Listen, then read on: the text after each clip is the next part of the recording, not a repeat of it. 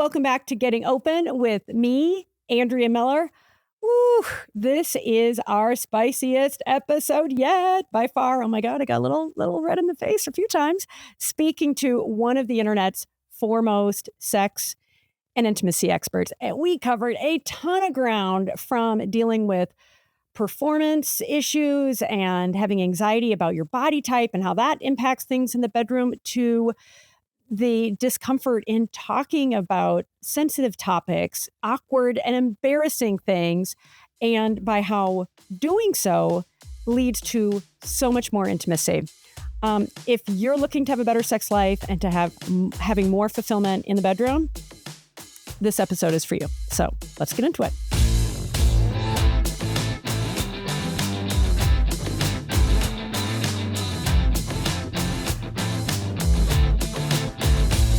Oh my God, I've been waiting for this for so long. I'm so excited to introduce Shan Boodram.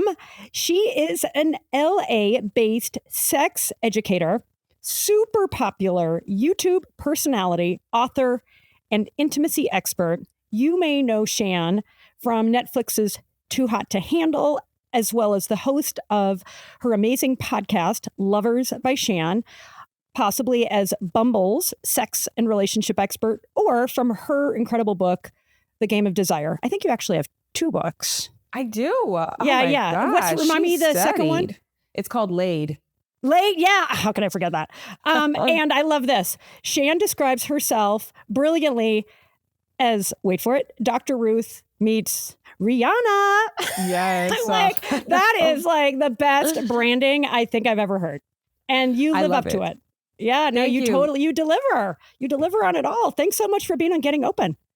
Andrea, thank you for having me. I have a theory that people should start first dates just like this, giving each other amazing intros based on their cyber stalking of one another. It just sets the tone. It's just like, high, we're like we said, on a rocket. High vibe, baby. This is a high vibe show, and you are like extra high vibe. So, we're starting off strong. But I actually do like that.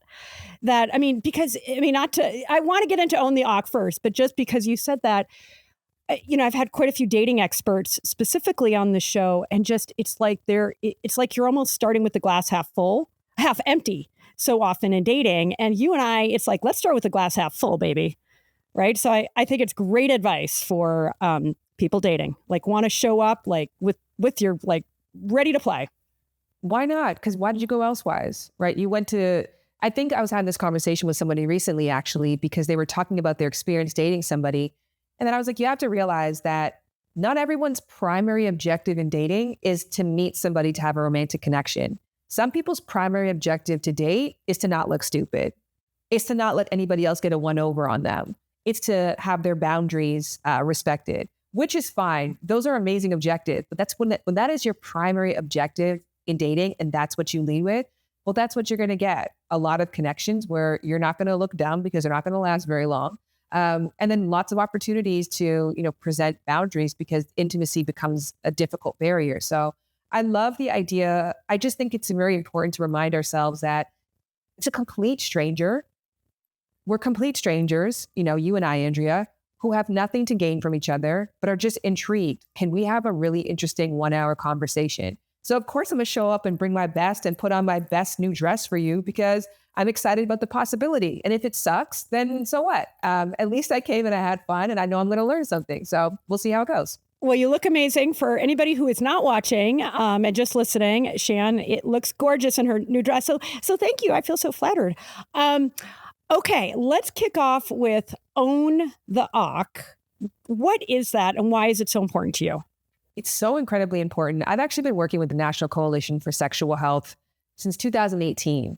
They're one of the first professional boards to really embrace me because I am digital first. So, which I think, there's a wave that sort of turned around there, but I've always been a passionate educator. I want the masses to know that if they take an effort, if they learn about, if they invest the time in, if they get mentors in the sexual space, in the relationship space, that their lives will be exponentially better. Just like anything else, if you want to get great at golf, like there's a specific way and a pathway to do that, to get to expertise. I think that a lot of people think that when it comes to intimacy, you either have it or you don't. And if you don't have it, you're really pathetic. And if I see you getting help, oh, I know things are bad for you. And for me, the opposite was true, is that when I started to really fill up my life with information and experts and ask questions and dive into my curiosities and my ignorances, all my ignorances, my entire life unfolded before my eyes. So I've always just really wanted that. And I wanted to provide information to large amounts of people. The one-to-one work has never been my way. So National Coalition is one of the first spaces to say, like, we love your mission. We love what you're on. We want to surround you with professional boards, with clinicians, with educators who can provide you the information that you can then share to the masses. So they've been a part of my journey for a really long time. And they did a massive study last year of 1,800 young people, which is people between 18 to 24. And they were like, what's going on with you guys? And they said, help.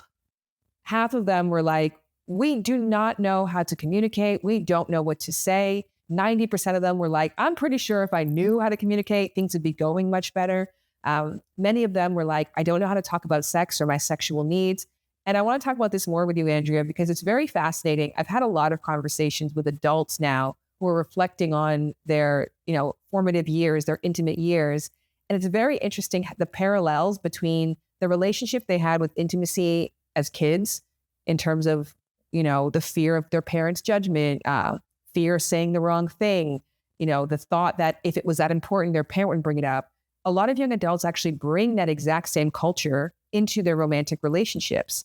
So they're not speaking up because they never were encouraged to. So Own the Awk was like, let's help you out. Like, we're going to actually provide a comprehensive resource, card games, scripts, videos. We're going to meet you where you actually are to provide you with the education that you never got.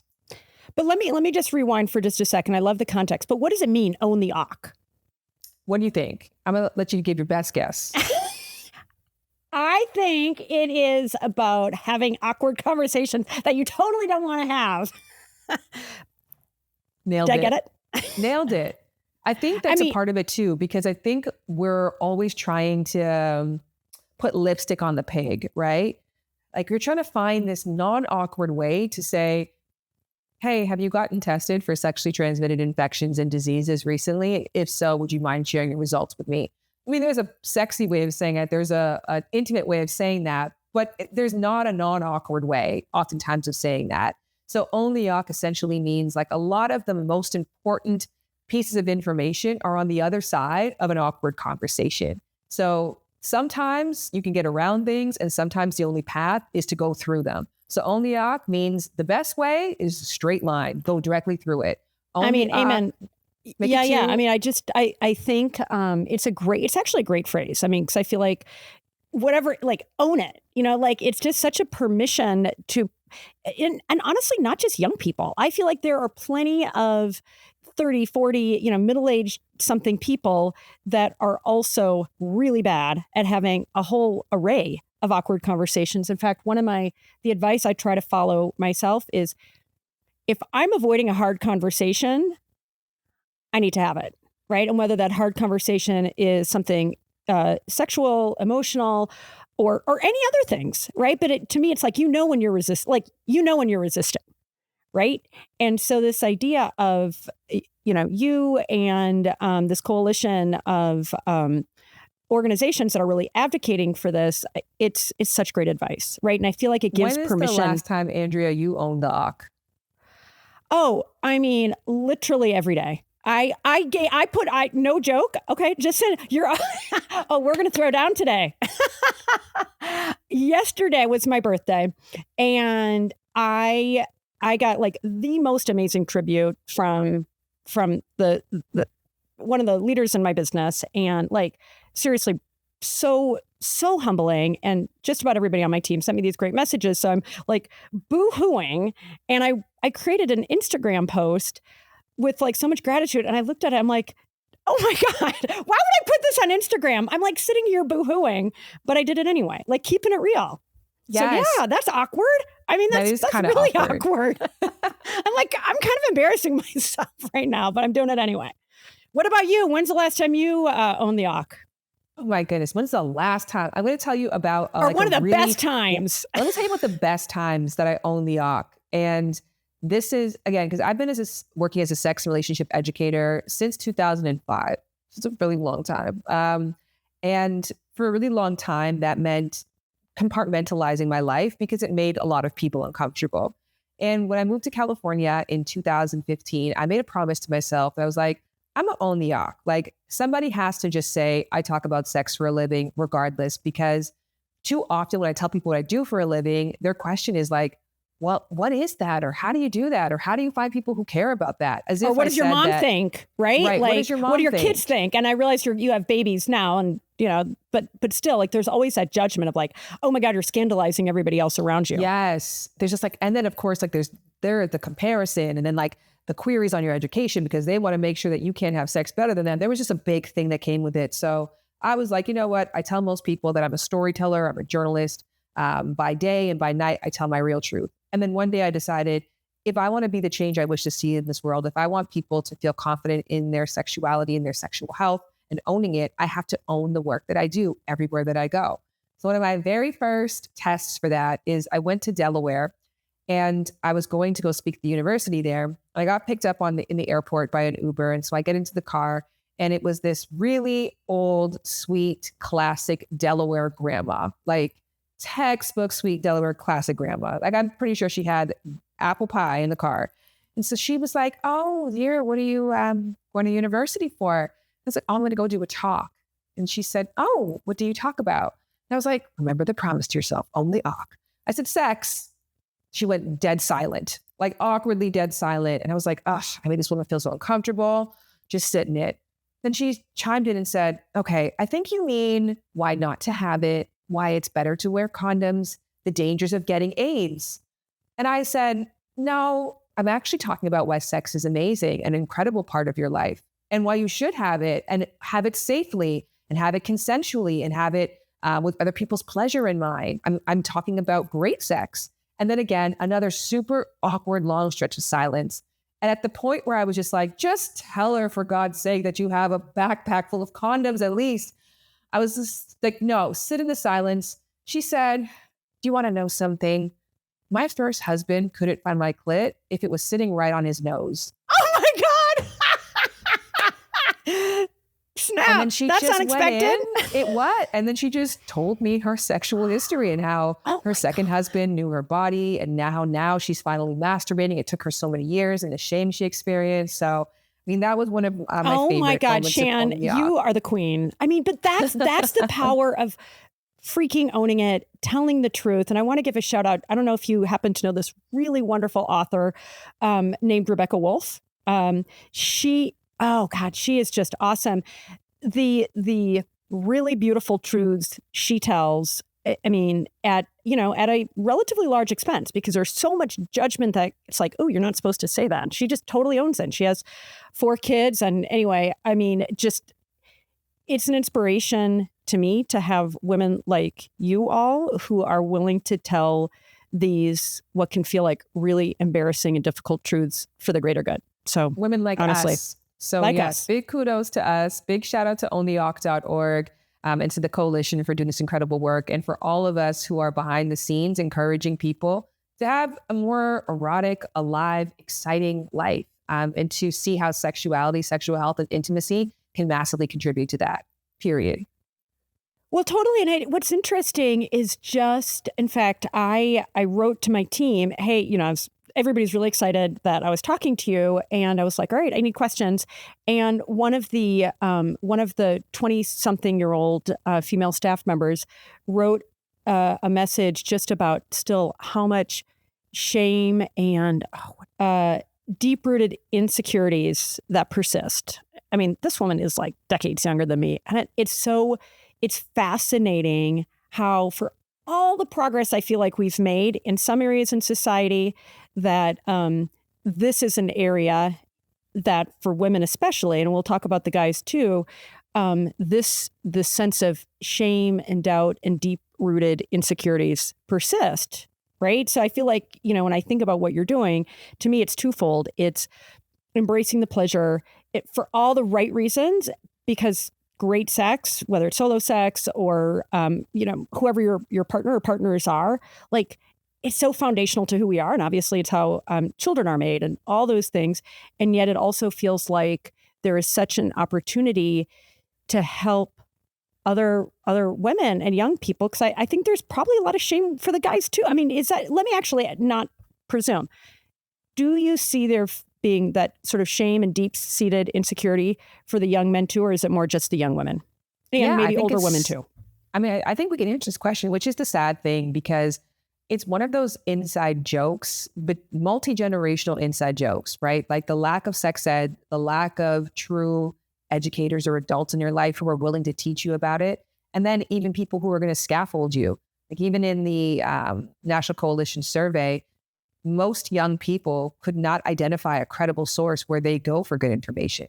So not only did they not have an adult who said, like, here's what you should know, they didn't even guide them or tell them where to go next. So it's like this inside joke that all of us are just kind of left to figure it out on your own. And to your point, you could be 80 years old or you could be 18 years old, and we're all kind of telling the same tale. So I'm really like optimistic about Gen Z and the kinds of conversations they're having really early on. I'm also optimistic as a millennial parent. Like my daughter can identify her labia. She can identify her body parts. She's very confident in them. She asks really great questions, and she's 4 years old. And I know this is a buildable conversation, like math, right? You don't start talking about math at 17 and say, okay, the quadratic formula, right? You start at 2 with like 1 + 1. And so it's a buildable language and buildable knowledge. So when people talk about the talk, I'm like, baby, no, it's not the talk. It's the lifelong conversation. And here's a spoiler alert. It doesn't end when you're 17 or 18 years old, because you and I are still learning. And our bodies are constantly changing. And that's the fun part. So I think when it comes to men, it's not assuming that maybe they don't have the same Puritan pressure. Maybe there isn't the same pressure, but they have the pressure to perform. I think what's really scary for young men is that when I do sex ed classes, for example, 80% of the time it's attended by women. When I do talks, 80% of the time it's attended by women. And if I meet other male sex educators, and assuming that, well, most men are only comfortable with other men, they have a social media following of like 5. And I'm like, how is this possible? You have this rich clientele and you're so smart and so knowledgeable. They're like, men are ashamed to follow me. They don't want people to know that they're getting this information. So the shame for men comes from the pressure to know everything, to have these, we can go there, right? Big giant cocks that we're going to talk penis size. So glad you brought that up. Big giant cocks that can save the world. Last all night long and come multiple times, make a woman orgasm multiple times. And they're supposed to have never picked up a book ever in their life. They could have watched porn, but that's as far as it can go. And that's incredible amounts of pressure. And if they can't live up to that, the shame from performance anxiety, the shame from not feeling confident in their body, the shame for not being the stallions that they're told that they have to be in order to be worthy. I mean, I deeply empathize with men, and not only just because that shame exists the same way it does for women, but there are no outlets to even talk about it. I consumed a lot of porn in my teens because I learned really early on that this part of my life made my parents disappointed, that it made the church angry at me. I grew up at a school that had the church on its property. So we got all kinds of messages around the relationship between separating yourself from your body in order to get closer to God. So that to be said, of course, when those emotions and drives came in, I wasn't going to go to an adult.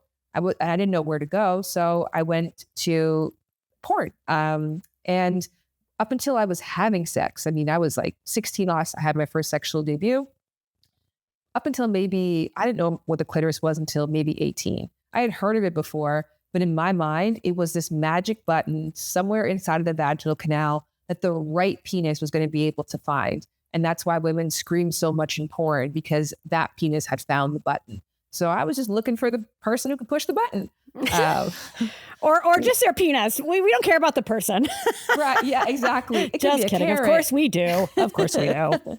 It could have been a carrot, Andrea. So I think that's sort of the danger of porn, is that these drives exist and the curiosity exists and the development is there.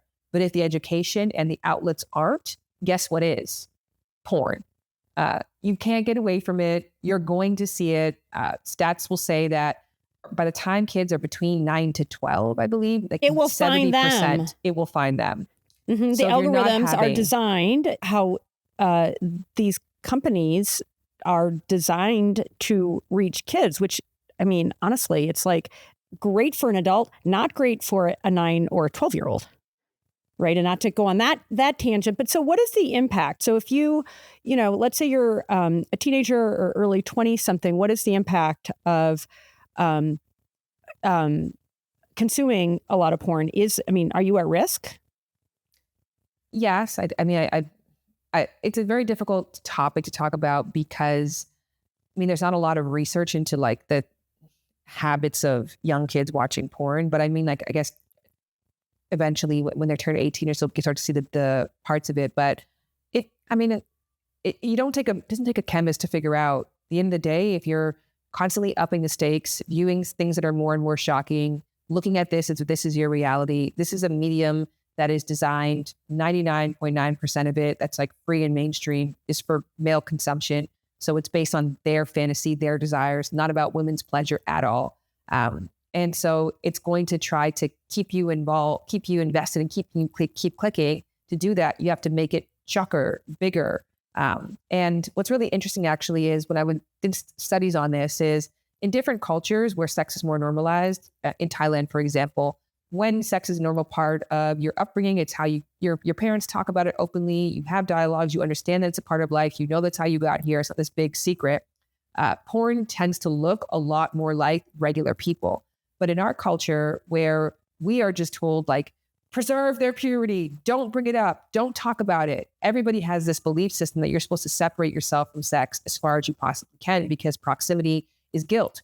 So our porn looks nothing like us. We're like, we need huge penises and massive boobs. and huge boobs, right, squirt, exactly. Flood the entire room. Like it has to look larger than life in order to appease people's comfort level. But then that also sets people's expectations up. So it's chaotic. There is definitely great porn out there, to your point. And I'm always very weary of being porn negative because I think with healthy consumption, it can be something positive for people to identify. Like, I would like that for exploring sexual orientations to watch different kinds of porn and say, this excites me. What does that mean to me? To start asking questions. Well, and it can back to Own the Awk, it can be a little bit of a conversation starter. Like, oh, let's watch this thing together.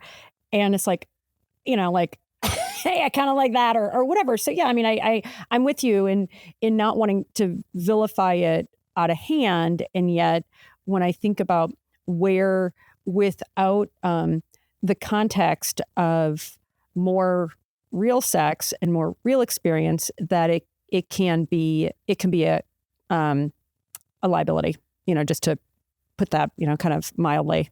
Okay. So since we're talking about porn, we're getting into it. Let's talk about masturbation, because that also still feels like a big taboo. Back to just it being an awkward thing to talk about, whether it's with your kids or your girlfriends or your husband or spouse. What's your take on masturbation? Is it, are people doing it enough? Are they talking about it enough? What can we do? Because let's face it, you learn so much about your body, especially as a woman, right? I'm not a dude, so I can't say, how much masturbating you learn as a guy, but I know for sure I've learned a ton from my own, solo sex, and we can talk about toys and so forth. But what is your advice and thoughts on that? Do it. Do it. It's your body. If there's one thing, right, like nobody can tell you that you can't touch your own body. So it's a beautiful way to... hang on, I gotta push back. But isn't that the problem, that either nobody's telling you can or you should, right? And you're telling us because I asked. But it's like you feel, kind of guilty, kind of naughty, right?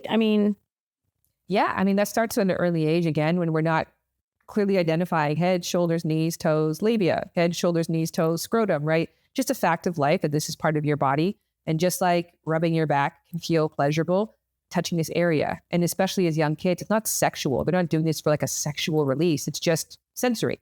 And so if we don't discourage sensory exploration of this area, then it doesn't feel taboo to touch. It's when we're told those are your privates, you don't touch that area. You can definitely be told, of course, where to not touch it, and the idea of consent and the idea of boundaries. I have those conversations with my kids, just even about nudity, because who wants to wear clothes?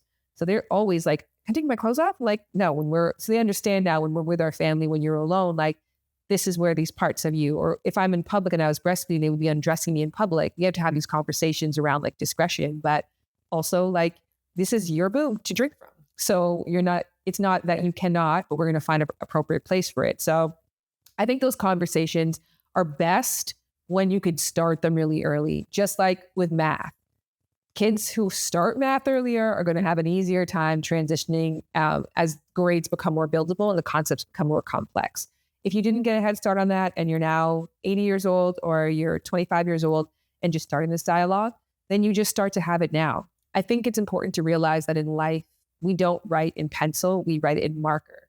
And if we've been writing the same message in marker for years and years, right? Like, this is shameful, this is bad, this separates me from God, this separates me from my partner, whatever those negative messages are, and you've been putting them over and over again, it's going to be very or it's difficult. naughty, it's dirty, right? I mean, I just feel like there's so much negativity attached. I mean, not obviously for everybody, but it feels like there is a lot of negativity attached to these things.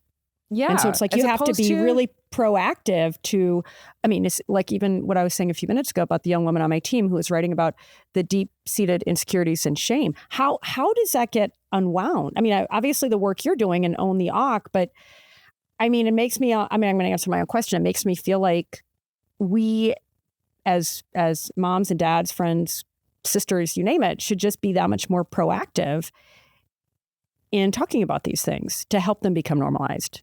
Do you agree? Absolutely. Yeah. I think that it starts with new information and a new story that you tell yourself. And then again, you write over that new story with the story that you've been writing for years and years, while acknowledging that you've been writing the same thing for years and years. It's going to take you a long time to cover that up. And it might take you half the time. So if you've been writing the same story for 20 years, it might take you 7 until you no longer see the tips of the I's and the crosses of the T's. So that shame doesn't go away just because you have a new thought. You have to change so much more than your mind. You have to change your cellular makeup. You have to change your neural pathways. You have to change the conversations that you're having internally and externally. So a lot has to shift there. So give yourself grace for that time. But it starts with a new story. I love just going to the science of it. I often tell this joke. This comedian was saying, I talk to a lot of Christians or, people who are devout believers about masturbation and how much they think it separates them from God. And then I asked them the question, isn't God the supreme creator? Yes. Didn't God make us in his image? Yes. Isn't God a most intelligent architect? Absolutely. Okay. Well, if God didn't want us to masturbate, wouldn't God put our genitals in the middle of the back where we can't itch? Because it's actually in the most convenient place possible. Oh, that's hilarious. So it reduces cortisol levels. It can help you sleep. It makes you look younger for longer. It improves your skin health. It improves your heart health. Of course, it improves your ability to communicate with your partner and then thus improving your intimate relationships because you now know what you like. It's a treat, something that you do just for yourself. The mass amounts of benefits that you can get from orgasm and self-pleasure, all of these facts lead me to believe that it's something extremely positive. Now, if you're doing it to the extent that it's interfering with your other priorities and it's getting in the way of a holistic, healthy life for you, that's a different conversation. But for majority of people, I'll just keep it nice and short. Do it. Let me ask this. Do you have any stats on how, maybe by age, like teenagers, 20 and 30 somethings, 40 and 50 somethings? I mean, do you have a sense of how much people are having a healthy solo sex life? Andrea, to be honest with you, my most updated stats on this, I worked on a campaign for it over the pandemic, and there was a massive spike at that time in the amount of people that were masturbating. So I don't know how it's taken off in 2025. But back then it was like 75% of the population. And I think is really positive. They got the memo. Okay. Right. Yeah. And then during the pandemic too, more people bought sex toys. 10% of people bought sex toys for the first time. People were like repeat purchasing these items. The conversations around sex just exploded. That was an amazing time for intimacy educators. I think that people realize that when everything else that you thought was so important that you thought had to take precedent and priority, you realize that when push came to shove, all that really mattered was your close and personal relationships, how you treated each other and how you treated yourself. So I think the pandemic was like a really great time and a reset for the work that I do and for the work that you do, of course. So that's awesome. Since then, I don't know if people have regressed, but I think that there's been a lot more healthy conversations, and I hope they continue. Okay, so speaking of vibrators and toys, what are your faves, both for men and for women? Yes, so I work with a company called Dame. I love Dame because it's for women by women. It's 2 women designers, one a sexologist, one an engineer, and they create these sex toys that are, when I was growing up, sex toys were just wildly embarrassing, right? Like Totally, exactly. The box was so cheesy, kind of going back to that porn thing of like this over-the-top looking person that I've never seen in real life before in this over-the-top facial expression, holding this thing. And I'm like, and then the toy itself was like green and had bulging veins. And it was just like, if somebody found this, I would just be mortified. Like even thinking about it, I'm just like, ugh. So I'm just so proud that today, like women have reclaimed this space and have started to design toys and say like, actually, I don't think that vulva owners want that. This is what we are actually looking for. We want it to be chic, representation of our sexuality, mysterious. If you know, because you might find some sex toys and really not know what it is. Like, is this a USB charger? Is this a railroad spike? Oh, I've got a funny story that I'm going to share with you in just a sec, but go ahead. No, let's do it. I can't even wait. Tell me the story. So I needed a refresh on my vibrator cache, and so I went to Amazon, and I ordered like 4 things. They're all coming separately, and the first one comes in, and it is like literally this big. And for those who are listening and not watching, like 3 inches. I'm like, wait, what? And honestly, this thing, like powerful but mighty, it cracked me up because I'm like, oh, like I'm not sure about this. But it works like a charm. And now I have a backup. I mean, so, because you're one of your, I feel like, messages, it's like we have to share, right? We got to share when it comes to the good stuff. So one of my little sharing, it's like you got to have your backup vibrator. And so this one, I'm actually going to show it to you. Like so tiny. And so and now it's like, oh, I can put this in the shower. I can put it in my travel bag.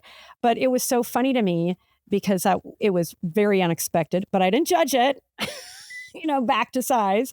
I didn't judge it. And it's like powerful but mighty. Yeah. And then also not intimidating if you brought it into the bedroom with a partner, especially like a first-time person who's not used to toys. They don't want something that looks like it's competing with them or trying to show them up. It's like, it's just this little thing right here. And guess what? We can put it on your nipples. We can put it on your soles of your feet. Like we can do different things with this and make this, it can go wherever we want it to go. And it's not intimidating. So I love that idea of it. I also want to say there's a service. We're talking about OmniOc, which is primarily for young adults. But of course, like they have this amazing card game that's called Give Me the Ask. Give me that ask, baby, which essentially is just prompts for people to start having these conversations. And so you might actually want to grab a card game for yourself and your sons instead of like, either one of you having to come up with the right things, just a card game, because like, that's just that. And then we can pass if we don't want to answer certain questions. Okay. Or that's helpful. That's cool. Somebody else. But another service that I love that's for adults that helps you to own the OC is called Aria. And they essentially are a service for couples to help them break the routine. So it offers you a real person like AI texting concierge who gets to know you and your partner separately and then delivers these curated experiences once a month for you guys to try. So sometimes there's like vibrators and sex toys in there, but sometimes it's stuff like edible paint, like compression socks and compression handcuffs. Socks. What? Yeah, because it helps to increase blood flow and circulation. So it can make the orgasm more powerful. And this one in particular is all about like servicing the person with the vulva. So the scenes are always, my scene this month is called Adore Me. One of my favorite scenes is one called Brat, where it came with these like really long nails that you put on. Like I have these little chubby, like nubby nails right now. People can't see. I got to put on these like really like it just gave me that like this. I was mommy, And then it came with like an outfit that you put on, and then a little toy that you can use. You can get into this mood. And so again, when you're just like trying to break out of the routine, you have to expand beyond what you know. So I just want people to also acknowledge that, yes, toys can buzz and be charged, but they can also be mouth-watering mints. And you may not have thought of that before, which is why sometimes services can be really helpful.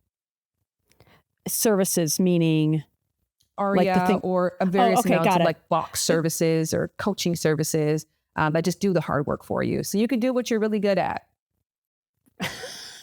That is super helpful. And that it's probably a good segue. I mean, and in part you answer the question. I mean, we're talking about Own the Awk for younger adults and so forth. At the same time, this is a show that is viewed and listened to by plenty of older people, married people. What's your advice? I mean, you and Jared have an enviable relationship and sex life, and I would conjecture that a great relationship has a great sex life at the heart of it. So what's number one, number two things that you would say to people who have been together for a long time where it's not as new and it's often not as exciting? What's the advice for those folks? Great. You already answered your own question. Okay, it's not new and it's not exciting. So what can we add in that's new and does that excite me?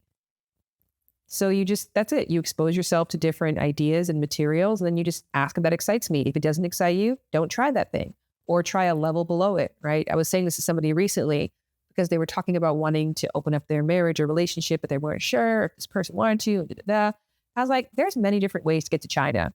There's a direct flight, but there is also like a 3-week cruise that has multiple stops. And you may never make it to China because you realize that where you actually wanted to go was the South Pacific or somewhere in between. So you can also just acknowledge that life is long and it's exciting. And the brain is kind of basic. I always think that people think when you have to spice things up, it's like, we have to go to Cancun and hire a lover because things have gotten dull. It's like, what if you just changed your bedroom light to red? Or instead of having sex this way, just flipped around the other way so you could look into the mirror and see how that made you feel. Try speaking with a different accent. So it's almost like in part it starts with intentions, is what you're saying? It starts with the acknowledgement. Yeah. What do we want more of? What do we like? I have a class on Masterclass. It's called The Art of Sex Appeal. And I was going to ask you about that. Oh, thank you. But I have an activity in that was called Then, Now, and Next. I think it's so integral because a lot of times people are like, we want the old thing back or we want something else, but they're discounting all the rich, incredible things that they have right now.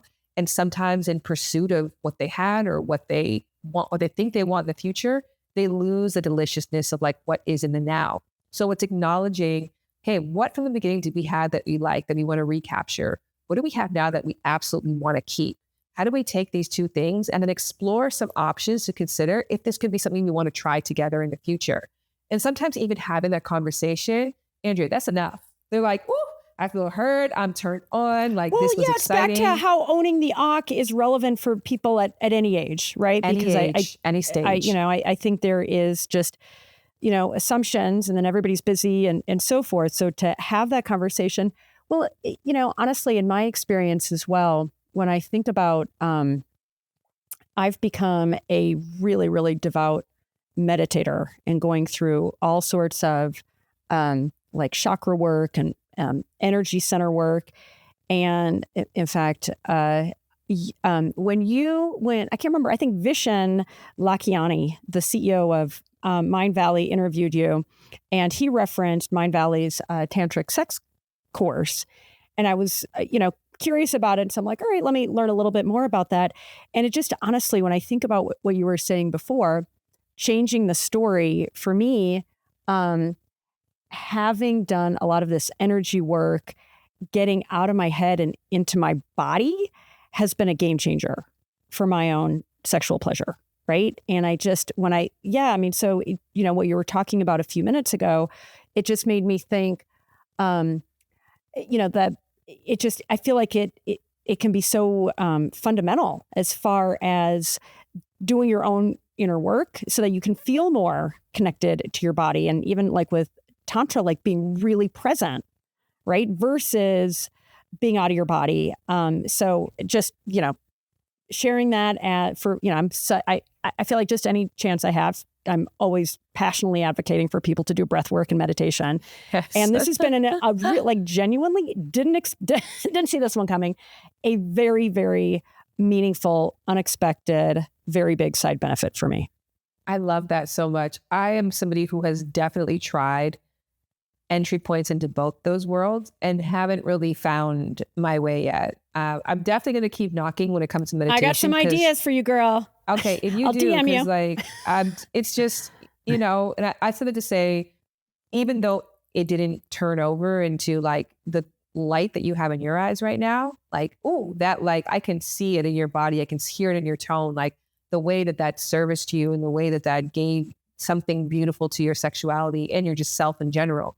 So even though I didn't get that, you still learn pieces of it and things you're like, okay, well, maybe this, but there's concepts of that, like the presentism, like the connection to my body, like mapping. Maybe it's not breath work for me, which I just like cannot help but find that exhausting. I've got some ideas for you. Because there are so many different kinds of breath work. So we'll sidebar on that. Well, and even just going back to the Tantra thing, I feel like the Tantra's been this like mystical thing, like Sting does it and like out there for so long. I'm like, all right, what's going on? And it was funny to me as I was exploring, it's just, so much of it is about intentions, about being really present, about, a degree of breath work that, again, keeps you present. It's been interesting to me to learn about this. In fact, one of the teachers was talking about how one of the biggest obstacles for women, I'll be curious to hear your feedback, in having pleasure in the bedroom is their body image. That the vast majority of women, and I'd be curious about men too, are having body image issues. And so so they're keeping the lights off. They're not experiencing certain positions and so forth. And it becomes, again, a like psychological or emotional barrier to people having as much pleasure as they possibly can have. Is that something that you see in your work, that's a barrier for a lot of women? Yeah, absolutely. I have a couple takes on that. And I want to just share that I'm going to take on those resources for you 100%. But I share that just tell people that you're going to try things that are not going to work, right? Like on your pathway to, and that's the fun thing about discovering. So there's no one size fits all approach. And don't feel like we bought a new toy, we tried it, we didn't like it, new sex is not for us, or this is just not going to work for us. We tried Tantra and we didn't feel the connection. I guess we're just not meant to be. Well, you have to approach it as play, right? Yes, exactly. I feel like that framing of making it about play, because let's face it, when you're playing, it's like you're more open, right? And that's the whole point, versus feeling like not having as much judgment and shame and all those things that inhibit an amazing outcome. Someone told me this, Cree Summer, and she said that sex got better for her after 50 because she was able to enter into it with that like fuck it mentality. And I said, why? She said, before that, you're still trying to live up to perfection and you know that you can. You're still like, I can do this. After 50, you're like, it's going to be where it's going to be. Like, it's not going to be what you saw in porn. So this is what it's going to be. So I, to your point, have to embrace that, have to own that. If I'm going to be here, I might as well have a great time. So this is what it is. And when she did that, she was like, oh my God, like, this is what I've been looking for my entire life. I thought I was looking for the perfect body, the perfect, the trimmed vulva. I thought I was looking for all of these things. I was actually looking for the permission to not care about any of that. Well, the permission to me it's like at the heart of, honestly, the heart of orgasm. It's like permission to let go, permission to surrender, right? And I feel like if you can go into let's face it, it's like the most important sex organ is the brain. And so when it comes to even before you're taking your clothes off, like for you to feel good about yourself, to feel good in your body and let go of that self-consciousness, know that you deserve pleasure, right? It feels like it is a set of, decisions or a set of things that this woman, and similar to me, I'm over 50 and it's like, and I'm not talking to, don't want to talk about my husband because we've agreed we don't talk about these things, but like my own, from just own sex and so forth, it's like never been better. And that, that to me is something to celebrate. Right. But it's also because I've done a lot of freaking work. Like, I'm not just sitting around like, somebody tell me how great I am. But let me go back to the whole, I'm curious about the body image thing. And you were saying that, men will look at women and they think they're sexy. I was under the impression when you're getting down at that point, the guy doesn't even care. It's like he just wants to. And I realize this is very heteronormative, so sorry. But that it's like if you got a little pouch or, if you don't have perfect skin, the guy doesn't care at that point. Is that accurate? I mean, for the most part? I think I've heard both. I think that people have to know that it doesn't care, believe that it doesn't care, and be told that. But if they've been given the same messages and they've only watched porn, they expect vulvas to look a certain way. They expect boobs to look a certain way. They expect landing strips to be shaped a certain way. Then they do care because that to them is like the pinnacle of what sexy is. So they have to also go on their same journey. I mean, that's kind of reducing men to like, you're just so horny. You're grateful for anything. And they should be. At the end of the day, if you're saying yes to having sex with somebody, you should be grateful for that, yes. But you also have to go on your own journey of decoupling yourself from the societal messaging that tells you what a body that's supposed to be pleasured looks like, feels like, smells like. So I love if there are men like that. I think they're very evolved and smart. I also acknowledge that some men have some work to do, as we all do, because we're fed commercials every 6 seconds that are trying to tell us that we need to change. So of course we think that. Oh yeah. I mean, yeah, totally. It's just this huge humanification of all of us, right? Because we are expected to live up to some standard. And, you raised a really good point. It's not just the women, right? That men are expected and they put that pressure on themselves to perform in a certain way. And I think, especially when it comes to, the size of their penis and so forth, like God forbid, you don't have the biggest one, kind of how that impacts how you show up in the bedroom. How much of that is in the work that you do when it comes to size and so forth? How much of that becomes a challenge for both, right? Because it's like if the guy's showing up insecure, that's not going to make for a great experience either, right? Let me invite you to talk to 2 men, because I could tell you about this, but there's 2 men that I know who talk about this so powerfully. One is Alex Grendy, and the other is Mike Johnson.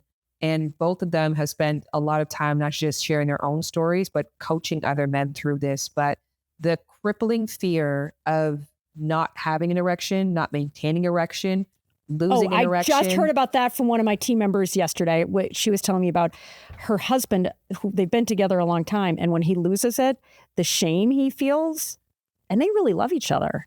So sorry, go ahead. Exactly. Right. And if you've just been told that this is your pathway to manhood, this is your manhood, to pleasing your partner, right. To being straight, like there's so much riding on this thing, like talk about, pressure. And so maybe they are a little bit less self-conscious about their bellies and their love handles, but the penis fear and the insecurities around size and erection, and shape, and duration, right? and shape. We could go on and on and on and on. So yeah, I think that it comes from the inside too. I also think it's really important to like affirm your partner. I only learned this recently, actually, because foreplay is supposed to last anywhere from like 12 to 20 minutes. But if you really have time, like why not make foreplay last for an hour and a half, right? Tell each other sexy stories, play games, play hide and seek around the house, right? Sext each other first. It doesn't have to be something that's so physical, but full body massages. And I realized that during foreplay, if we were having a longer session and I noticed that he was like, erection was going down, I'm like, oh, turn on the alarms. This is not working. This sucks. He's bored. Switch activities. And then it's like, now, penises can get hard and then they can get soft and they can get hard again. And if they don't, we have toys and tools and fingers and tongues and other things that we can please and do. And we decenter the penis from being like the priority in sex. Instead, it's about engaging in as much pleasure for as long as we want to and staying sensual and present in the moment. And if we do that, more than likely, erection is not going to become an issue because it's not a focal point, unless, of course, it's a health issue. Well, that becomes, back to the very beginning of our conversation. To me, that's own the awk. That's a vibe thing. Like if you start to freak out because you're worried about the shame of your boyfriend or, husband or whomever, versus like, oh, hey, baby, let's try this other thing. Like, I feel like, each of us has more power than we realize if we're willing to own that power and kind of show up with our hearts open and not make it awkward. You know what I mean? Like rather, like to your point, not panicking. Okay, I got a few more questions. I would love to talk for you for days. You got to come back. But one of the teammates wrote in, any advice for performance anxiety with a new partner, and both what a man can do for himself or what he can do if his partner has it. Yes. So I actually had a specific episode on my podcast with Mike Johnson around performance anxiety. And he talked about this in length because it's only if he really cared about somebody that he would have erection issues. Like if I had a one night stand or I hired a sex worker, no problem at all. But the second that there was an emotional investment or, an emotional connection to this person, all of a sudden I experienced deep performance anxiety. And then as a self-fulfilling prophecy, I would not be able to maintain an erection. And that just comes with building up your own self-confidence, of your own self-worth, expanding your skill set when it comes to sex, that you know that you have tons of things that you can turn to how to please your partner, and then having conversations with partners early on about what bodies do and what not to do if bodies don't do certain things that you're expecting. Because I think that just gives that other person permission to understand how your body works. I don't know if you're saying that you have performance anxiety and that leads oftentimes to an unreliable erection, but if it does, as it does for many people who experience performance anxiety, a conversation up front, own the awk, that's just matter of fact. But I love sex. I love every version of sex. I love the conversations. I love pleasing somebody else. I love exploring different parts of my body. I just love getting in touch with my humanity overall. I like it to last a really long time. Sometimes my erection is there the entire time and sometimes it's not. Can't always explain it, but I never want the play or exploration to stop. So I would love to be intimate with you. And if we do, just know that if that happens, like I just want to keep playing and exploring. Let's keep going. Let's keep going. Right. That's cool. So if you want to have that conversation in the moment, you feel more comfortable, sure. Whatever allows you. I mean, again, it becomes a self-fulfilling prophecy. So whatever you can do to mitigate that initial stress that you have, that is actually going to more than likely cause the incident to happen is helpful. But go ahead. Yeah, no, I love that. I feel like, it's meta, in sales, what do they say? Identify the objection first, right? And then it's like, just to the extent that it's like, okay, you might be concerned about whatever. And this isn't a great example, but it feels like when you're getting the thing up front and out of the way in a way that is like, casual, like it just feels like it is a reducer of friction, right? And back to, the whole point of own the awk. But I'm mindful we've got just another minute. This is less of a question than something that I loved listening to you talk to Cammie Crawford, where you guys talked about, since we're coming to the conclusion, a post-sexual plan. And do you want to just summarize that real quick, or do you want me to? No, I love when you do that. You're so smart. So I love hearing you talk. I'm like, can I just speak for you, Shan? No, this was something I'd never heard of. I'm like, oh, wow, you can do that. But back to owning the awk, right? So what you and Cammie talked about was how, and I think this is especially true for women, how important it is for so many of us women to, once the sex ends, to have a plan. Are you cuddling? Are you talking? And, Cammie's so cute and so open. She's like, I gotta pee. And a lot of women feel like that, avoid the UTIs and so forth. But it resonated with me. And, again, back to, keeping it awkward a little bit. I remember I was with somebody new in my 20s and he fell asleep right away. I was so freaking mad. I'm like, okay, attachment problems, I guess, over here. I'm better now, kind of. But I was like, that's cool. right? That you guys are over here advocating for, and and it can be for the guys too. I mean, some guys are just going to want to go to sleep. Some women are just going to want to go to sleep.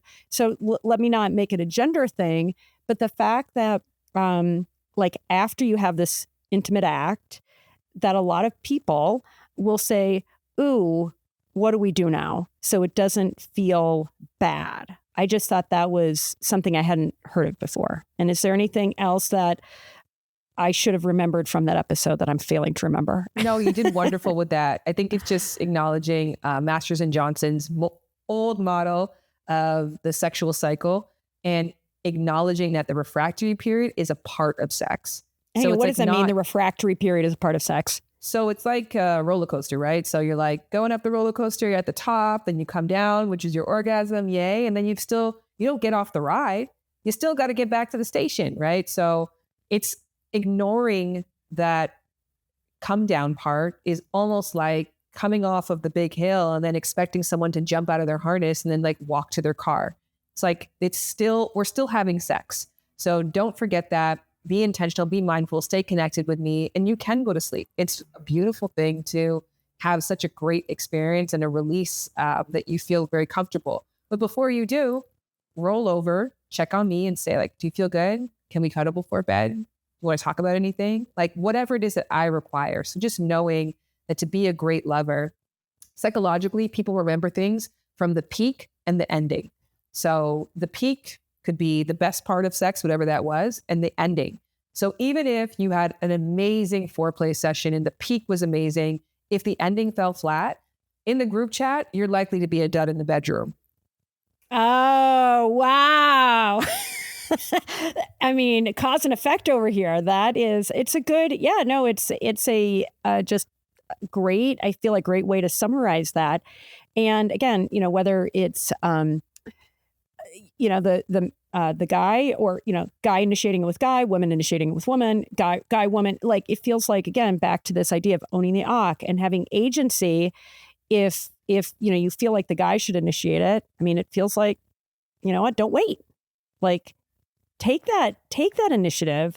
If there is some way that you want to conclude and you're, nervous that the guy's just going to fall asleep. Right. Or, going to, like you say, that ending feels badly. Shan, you are awesome.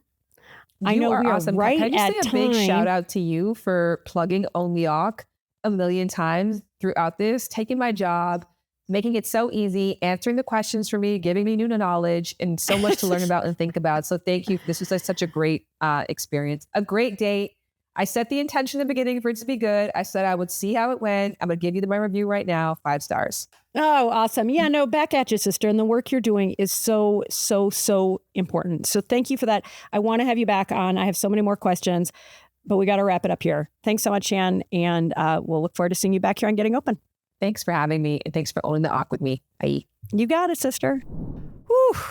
That was a spicy session of Getting Open. Not going to lie, feeling a little red in the cheeks. Not the kind of things I usually talk about to, the internet, but I'm happy I did. And honestly, happy to really underscore this idea that each of us has such an exquisite, and I genuinely mean that, such an exquisite opportunity, whether it's as parents or as sexual partners, to do our part to be open, to talk about these things that can feel, well, awkward and embarrassing, and to meet each other where each other is in a way that leads to greater intimacy and ideally better, more fulfilling sex. And meeting each other where we are includes meeting ourselves, right? I mean, as I always say, the most important relationship each of us has is with ourselves. And whether it's coming, solo sex or asking for what we want, doing our inner work. So when we show up in the bedroom, we can go and play and have fun and be a great partner. I just love what Shan's doing, and I hope you loved this episode and got a lot out of it. Give me your feedback. I would love to hear from you. What'd you think? gettingopen@yourtango.com is my email address. If you leave comments, I will read them. I promise. I always love hearing from you.